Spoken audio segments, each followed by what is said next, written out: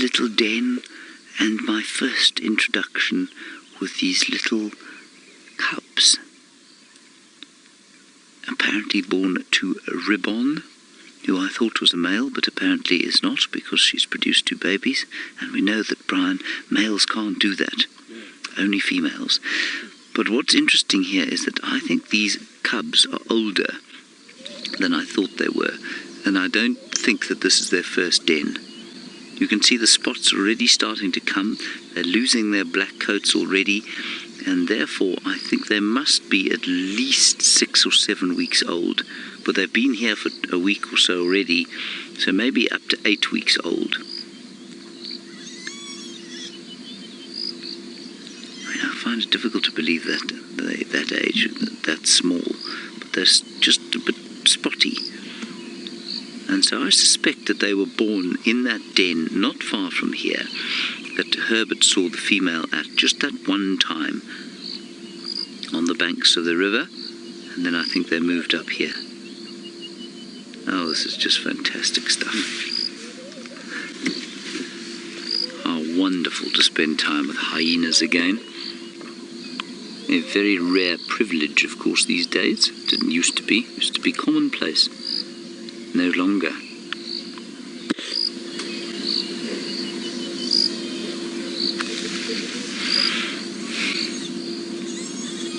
You can maybe just hear them squealing. There we are. Hello, long-suffering mother. Now, I don't know where she fits on the hierarchy. Be quite interested to know, actually. Does anybody know? No, I'm sure nobody does. We haven't seen them for so long. In fact, we haven't seen her with the rest of the clan for so long. It's almost impossible to tell where she would fit within the very strict hyena clan hierarchy. And you can see how the black part of the heads, or the black part of the head there, is completely spotted already. Of course, every time I stop seeing hyenas, I forget exactly what the timing is on their coat changes.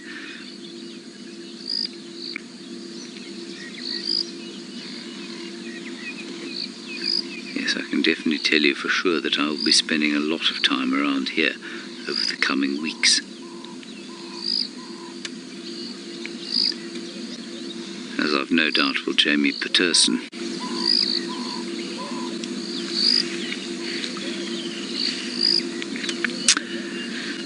Abigail, this is not a difficult one to answer yourself, actually, because, and that's not to be facetious about it, you say, what predators do hyenas have? Well, Abigail, basically anything bigger than them that eats meat, I suppose. So lions are the only real animals that would threaten a hyena, but not from the point of view that they'd want to eat them. They do kill them for competition, but there are many instances of hyenas being killed by lions and then left and not eaten. And so that's not unusual at all. But nothing would actually kill them to eat them. And I don't know if that's because of their own eating habits, which makes their meat rather rancid and unpleasant to eat. I suspect it has quite a lot to do with that. Certainly other predators, I mean, we know that leopards, of course, do eat each other. Well, not necessarily each other, but they eat other predators quite a lot. And while, well, also, Abigail, I suppose that young cubs could easily be the targets of leopards, but leopards will struggle to find them or struggle to catch them because, of course, these little things live inside termite mounds.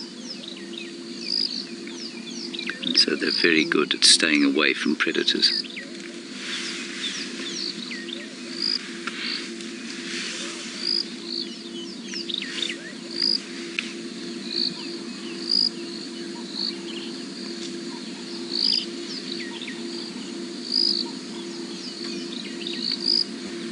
Just the most gorgeous morning.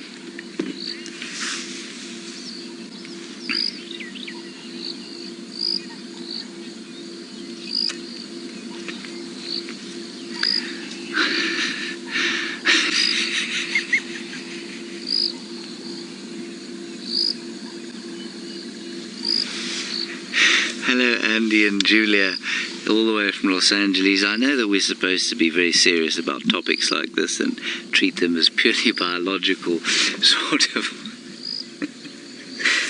topics. Your question is a very valid one, and I'm not sure that I know the answer to it. Is you say, given that female hyenas have got pseudo-penises, or peni, are there any animals in the world that have pseudo-vaginas? I don't think so. I think a male that would have it. No, I don't think so. I mean, the whole sexuality around hyenas, spotted hyenas only, of course. The other hyenas are, dare we say it, normal, but or more conventional. Let's use the term conventional, because normal has all sorts of connotations attached to it.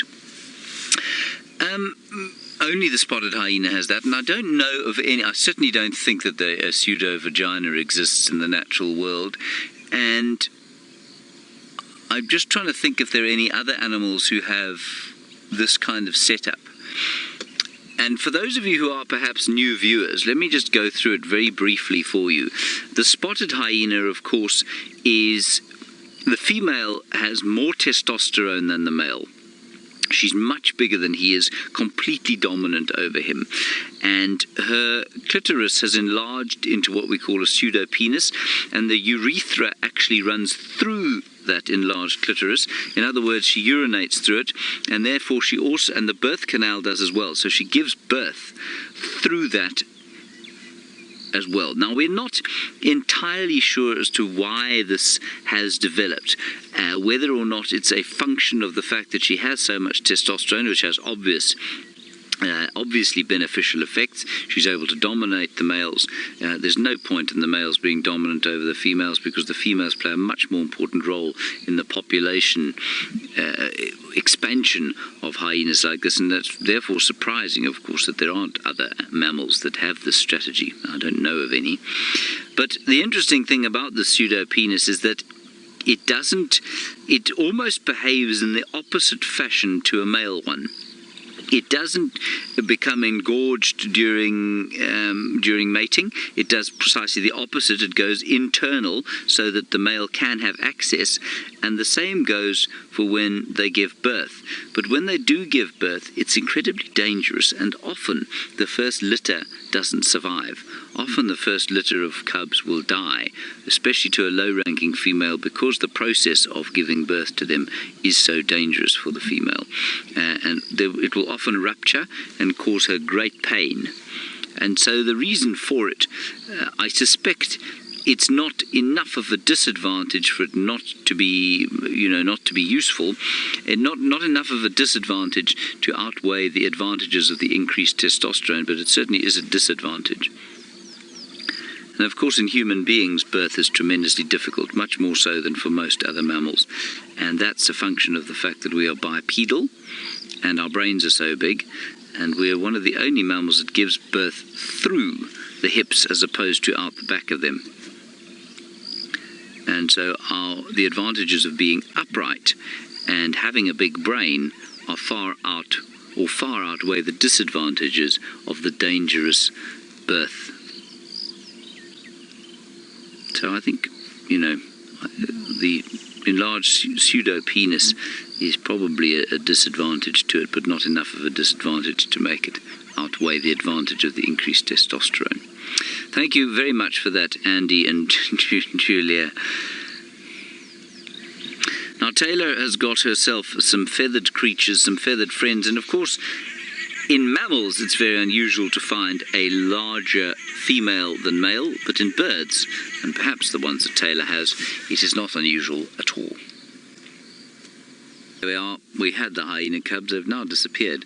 Not inside, though, so they're going to come back again. They're just playing around, there we are, in the grass, which was nice to see.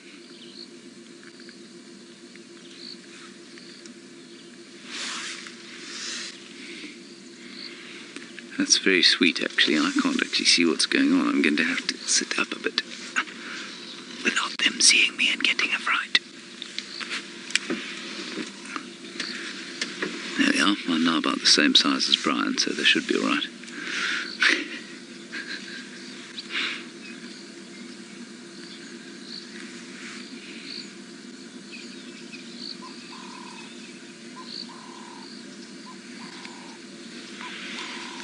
Beautiful.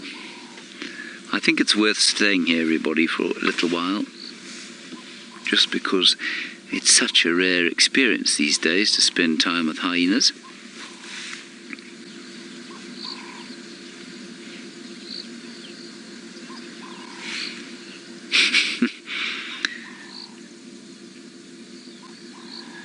Hello, Octo Girly. That's an interesting name that you have. Octo Girly, you say, is it normal for a hyena, for hyenas to den away from the clan or pack? It's completely normal, especially with what was I going to say? Especially with low-ranking females. So with a low-ranking female like this, it's entirely expected that she would spend time away from the clan. You see, if she's at the den, because she's low-ranking, her cubs will almost universally sort of suffer. They'll be bullied by others.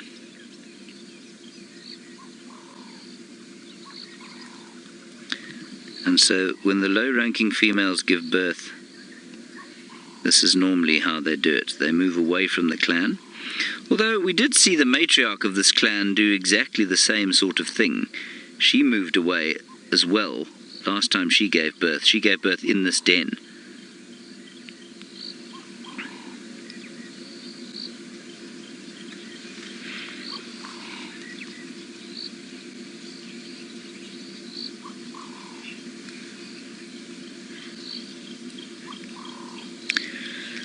It's interesting, MKP, you say, would the condition of Ribbon's ears possibly indicate her rank?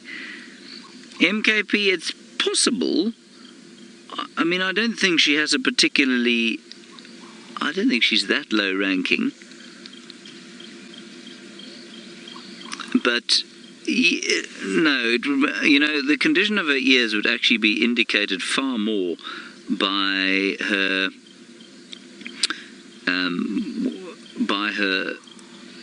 the condition of her ears would indicate far more her age than her rank.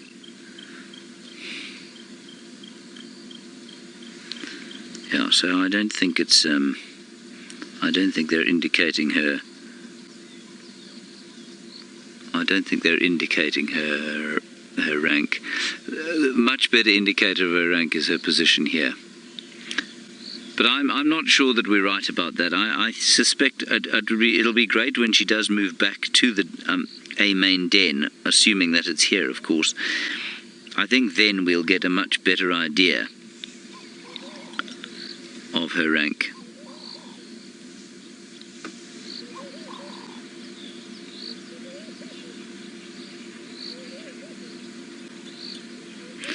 Right, we're going to spend a little bit more time here now. I don't want to go anywhere. We'll do one more segment from here probably, but in the meantime, Taylor has got an interesting seed-eating bush chicken to show you. Very pleasantly. They don't seem to be fighting, which is always nice to see. It's never nice to see siblings fight, is it, Brian? No. No, not at all. Not at all. There they seem to be having a very pleasant meal with their mummy. Long-suffering mummies are hyenas. Oh, and the sun's just coming out beautifully. So we'll sit here for another 5 minutes or so, and then we'll press on and see what else we might be able to find. I think those lions have given us a slip, and I think they've gone on to Simbambalai again. I do know that Herbert and David are looking for them.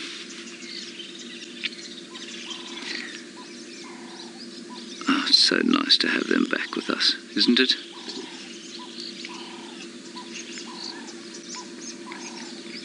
Now, oh, interestingly, Tracy, you say, do we know the sex of these cubs? No, we don't know the sex of these cubs, but the one, I did look behind the tail of one when you weren't with us, and it looked to have what looked seem to me a false scrotum. I don't think you'd see the scrotum on the males just yet, and so I think that at least one of them is female. That is a wild guess. The only real way to see is when the penis and pseudopenis are both erect. You can see a different shape.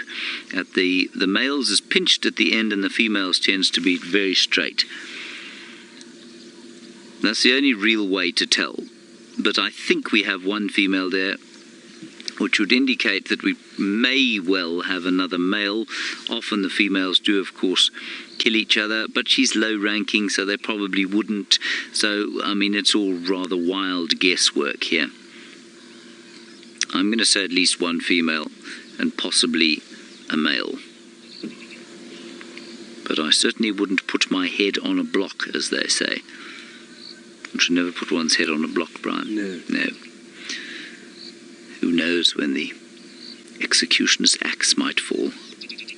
Or the guillotine might. Or the guillotine, yes. No one wants to be guillotined.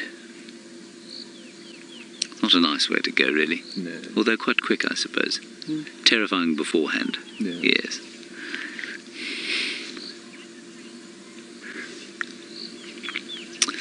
Hello, Skip. You're 11 years old, sitting in Texas, and you're wondering about whether or not these hyena cubs stalk each other and play like the leopard cubs do. Skip, they do. They're very playful, you know, but they're also very hungry at the moment, so that's maybe why it looks like they're not playing quite as much. But yes, they certainly do wrestle. I don't think they stalk as much, Skip, of course, because a hyena's natural instinct is not to stalk like it is with a leopard, and so they don't stalk much, but they do wrestle. They do a huge amount of wrestling with each other and pushing each other up and down the termite mound and play biting and trying to hold each other down, because for them those skills are much more important than stalking skills. When they eventually do kill for the first time, it's normally after they've chased something down, and of course often they don't kill, they scavenge. And often when they're scavenging, the skill that they have to have the best is the skill of chasing others off. And so that's why I think they practice their wrestling a lot more than they do their stalking. So if you're a leopard, you stalk your prey eventually when you're an adult, but as a hyena you don't do that so much as have to wrestle your prey away from some other creature. It's a very good question. Thank you, Skip.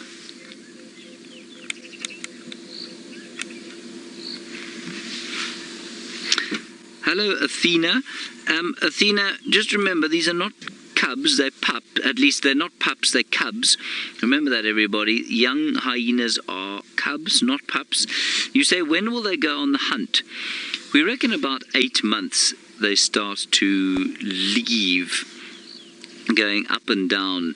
Sorry, I'm just listening to the report of leopards. Young male leopard in the far north. So Athena, at about 8 months they will be prepared to leave the den. They may accompany the adults on short hunting forays or short scavenging forays, and then by about a year they will stop spending a huge amount of time at the den, especially the males. The males will start to move off, and especially if there's a group of them.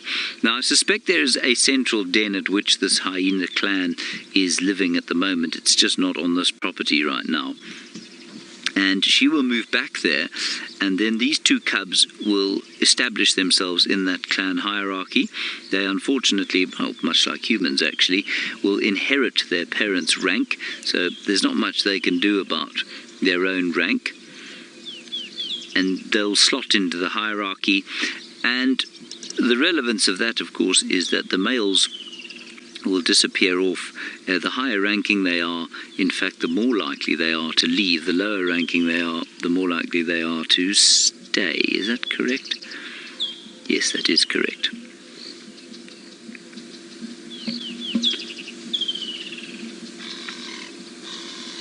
But the hunting will begin, or the foraging will begin at round about 8 months. Sometimes a little bit earlier. That whole aspect, in fact, of who leaves, male or female, and why the males leave, it's really interesting, which I'll get to now, but because we are getting a question in from the wonderful Twitter handle Tormented Zombie Owl, we'll answer that first. You say, why do they have longer front legs than back legs? Well, for 2 or 3 reasons. One of the reasons is that they have, it's a good design. It's like a wildebeest. It's designed not so much for speed, although they're not slow in comparison with human beings, but it's a design for stamina. So we have a situation where that design allows, for some reason, and I'm not entirely sure why, it allows for the animal to move long distances without getting tired. So that's one reason. The other reason is that they have a massive need for jaw muscles, which of course results in a need for very powerful or very heavily built skull and a very heavily built lumbar spine, cervical spine, so the spine just below the head, and that's got to be supported. And so you need a massive 4 quarters in order to support that extra mass. And then the final reason is that the front legs actually act as a pivot. That's where the animal's center of mass is. So if you were to pick a hyena up by its front legs, it would be able to almost balance completely. So 50% of its weight is just in front of the shoulder joint and 50% of the weight is behind that. And what that allows, of course, is for that, apparently it allows for it to very effectively and very efficiently grab at prey and pick things up, wrestle things away, because it's got that ideal sort of fulcrum in the middle. Now, I need to read up a little bit more about how that works or what the mechanism is. But the front leg there, just behind the shoulder joint, acts as a fulcrum.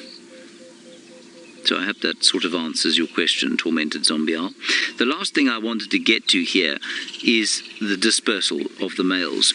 And I think the most interesting thing is that, a dominant male, if it stays within its natal clan, will have almost no chance of mating, but it will eat for the rest of its days. So a dominant male or a high-ranking male living in its natal clan will eat first because it is a member of the sort of royalty, but much more unlikely to breed or mate. Now, if a hyena male wants to mate, which of course all hyena males do because that's what they've evolved to do, they must leave the clan and take the risk of going to join another clan where they will immediately become the most low-ranking male. But the low-ranking males or of other clans that have been, or that they emigrate to, will give them a chance of mating. And it's quite an interesting way that hyenas have developed to maintain the social hierarchy and also to make sure that the genetic diversity is maintained within the species. I think it's the only species I know of in which that happens. As the sun comes out, so call the woodland kingfishers all around us. Their last calls, of course, before they think about moving back to the north. They won't leave for another 6 weeks or so, though. All right, I think we've probably squeezed everything we can out of the sighting here at the Hyena Den. And so in not too long we're going to move away. Sandra, you say, how long will it be before she takes them to the main den? I don't know, Sandra. With what did we call the matriarch? Madam. That's right. With Madam, it took about... It wasn't long, it was less than probably about 6 weeks. I think the first move she made from here, she took them back to the central den. But with a low-ranking female, I suspect it'll be a bit longer. I reckon that, like I say, that these cubs are about 7 or 8 weeks old. And so I don't know when she'll move them back. But they'll need to be just a little bit bigger, I think. Maybe 4 weeks or so. That's just a wild guess, though.